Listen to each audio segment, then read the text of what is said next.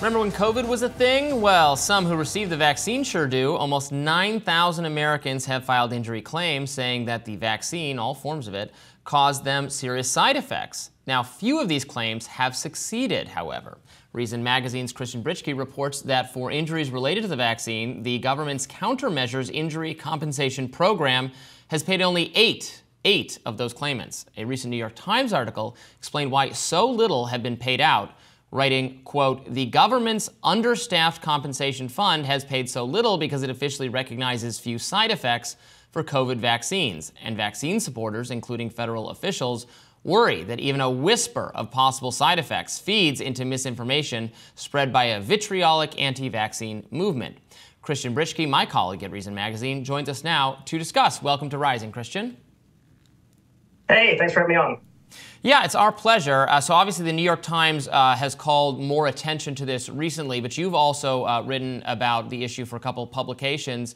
Tell us how, and this has come up in my conversations with you, tell us how, with the COVID vaccine in particular, the process for making some kind of claim that you were injured by it, it seems to actually differ from those of other previous vaccines. Yes, so the government has two programs for compensating people with vaccine injuries. There's the long-standing vaccine injury compensation program that's existed since the 1980s. And this program provides a liability shield for pharmaceutical companies. And what it does is it allows those who are claiming an injury from a vaccine to effectively sue the government for compensation. This program is it's faster than normal civil litigation. It has a lower standard of proof, and so it ends up paying out about $200 million a year to those who've claimed a COVID injury vaccine. The government will also pay for your lawyers. There's pretty generous caps for damages. You can get compensation for pain and suffering. And again, this is the program for normal vaccines. The COVID vaccine program is entirely different. Not only are you not allowed to sue a pharmaceutical company for a COVID vaccine injury, you're not allowed to sue the government either. Instead, what you do is file a claim for compensation with this program, the Countermeasures Injury Compensation Program. And that's an administrative process. Basically, bureaucrats at the Health and Human Services Department look at your compensation form and decide whether or not they want to pay you.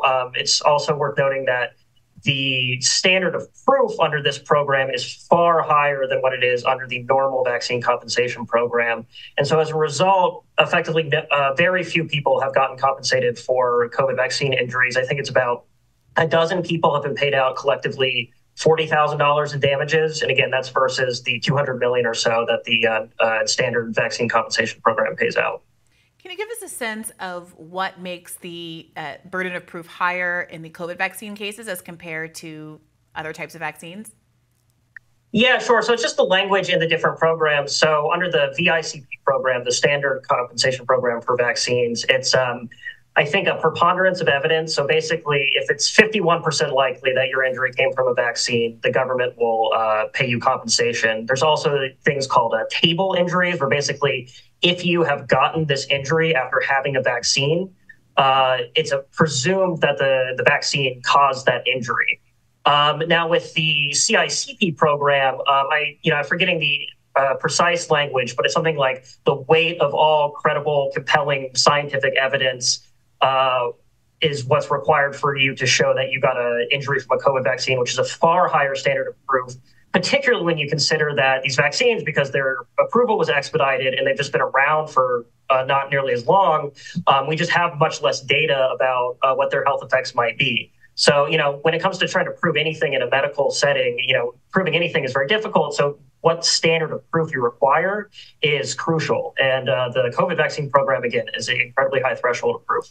So who set this program up this way? Obviously, this legal regime must have come into existence subsequent to the vaccine rollout. Who were the relevant decision makers? Is this actually something Congress at some point weighed in on, or the president, or is this a administrative action undertaken by HHS or the CDC? Who are the relevant players here?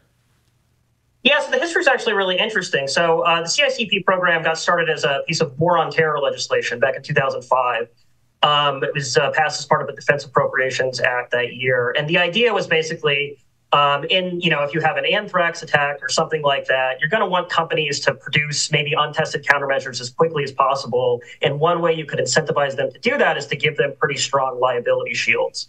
But this was always envisioned as a small program that would respond to kind of one-off events. But then when the COVID pandemic happened, the vaccines or countermeasures for the pandemic were quickly declared part of the CICP program.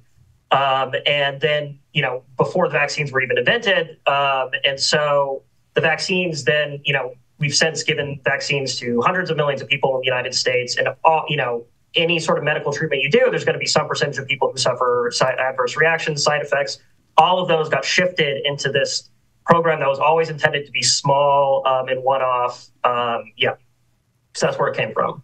And why? What rationale is there for the COVID, the handful of successful COVID vaccine claimants, injured claimants, getting such a small damage amount as compared to some of these, pre-existing vaccine payouts? Are there harms actually less, or is there any justification that's been given for why their injuries only are worth a few $1,000s as compared to the large sums that other vaccine injured people receive? Sure, absolutely. So we don't know exactly the government's justification for why it's rewarded some people, why it hasn't rewarded others. Those determinations are, confidential. Again, this is not a court process where we might get some sort of public record of why the government's decided these things. It's basically, CICP and HRSA, the administration that administers it. It's kind of a black box. It's where in the VICP program, there's also established rates of compensation, and also it pays out for pain and suffering as well, which means that you'll get higher overall rates of compensation. In CICP, the caps are much lower, and it doesn't pay for pain and suffering. It doesn't compensate attorneys' fees either, and so all those contribute to it paying out much lower rates of compensation. Additionally, most of the people who've been compensated under the program have been for myocarditis, heart inflammation, which for a lot of people will the effects will subside after a while, and so it's difficult to show massive lasting injuries. Although there have been, I should mention, there have been lawsuits from people claiming vaccine injuries who've had terrible side effects, terrible conditions, who haven't been compensated by CICP. And again, it's because the program is a bit of a black box. We really don't know what the government's reasoning is for either not compensating them or still, continually waiting and processing their claims. So. I mean, the Times says that as of April, 13,000 vaccine injury and compensation claims have been filed. Only 19% of those have been reviewed. So that's about 2,500 or so. And then of those, only 47 were deemed eligible for compensation. So it does seem like a significant part of the problem is that these claims aren't even being reviewed in the first place. Is that a staffing issue? Is that a funding issue? So primarily I would say the fact that the program is taking so long to adjudicate these claims or to address these claims, it is largely a staffing issue. Again, this was a tiny program before the COVID vaccines were placed into it. I think it received something like 500 claims prior to the pandemic. So it was this very small program that then all of a sudden had to deal with this massive onslaught of, injury claims, what have you. And again, regardless what you think about the efficacy or safety of the COVID vaccines, you give something to 200 million people, many thousands of whom are going to claim some sort of injury. And so the program was just not set up to deal with it.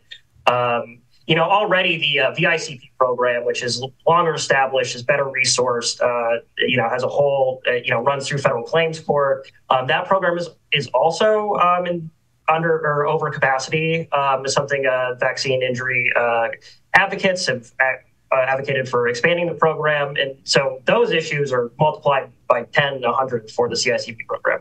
Well, right, because this is a vaccine that, I think like 2/3 of all Americans have gotten, something like that. I don't remember the exact percentage. It's a majority of Americans have gotten a COVID vaccine or multiple vaccines. To have that be in the program that was for like, what do we do about weaponized the smaller war on terror program as you described, versus being in the program that handles all of the routine vaccines that hundreds of millions of people get every year, that children get, that obviously just makes absolutely no sense, and is really fascinating that it links back to how we always figure out that these war on terror programs that we signed off on years ago end up still being used and applied in ways we never could have imagined years later. Is that the case? Yeah, absolutely. So there have been bills introduced to try to shift folks filing COVID vaccine claims from the CICP to the VICP. Those haven't gone anywhere. Though patients claiming a vaccine injury have also sued HHS, saying that their rights to a jury trial have been taken away from them. But yeah, this is a great example of unintended consequences, I think. And basically, you pass legislation for a crisis, then the crisis comes and it turns out the program you set up is totally inadequate to deal with it. I think this is a great example of that. Very informative. Christian, thank you so much for joining us to go over that. Yep, thanks for having me.